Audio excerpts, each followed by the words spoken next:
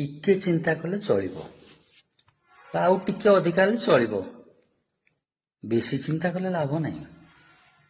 କିନ୍ତୁ ଆଜିକାଲି ଦେଖୁଛି କିଛି ଲୋକ ଏତେ ଚିନ୍ତା କରୁଛନ୍ତି ଯେମିତିକି 1,00,000 ବର୍ଷ କି 10,000 ବର୍ଷ ବଞ୍ଚିବେ। ସେମିତି ତ ବିଲକୁଲ ନାହିଁ। 100 ବର୍ଷ ବି ଏବେ ସ୍ୱପ୍ନ। 100 ବର୍ଷ ବଞ୍ଚିଲା ପରେ ବି ସେଟା 36,500 ଦିନ ମାତ୍ର। 100 ବର୍ଷ ବି ଆଜିକାଲି କେତେ ଜଣ ପାଇଁ ଦିଦିରା ଜନ୍ମ। ଯାହା ହେଲାଣି ସବୁ ଏବେ ପ୍ରୋବ୍ଲେମ୍। କାଲି କ'ଣ ହବ ଆମେ ଜାଣିନେ।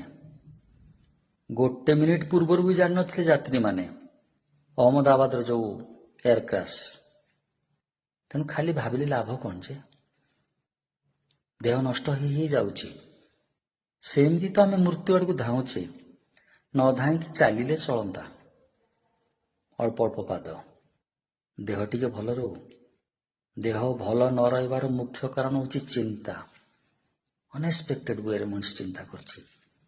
ମଣିଷ ଶେଷରେ ଜାଣେ ଯେତେ ଚିନ୍ତା କରୁଥିଲା ଯୋଉ ସବୁ କଥା ପାଇଁ ପ୍ରାୟ 90% ସେଥିରୁ କାମରେ ଲାଗେନି କିମ୍ବା ହେଇପାରେନି ଜୀବନରେ।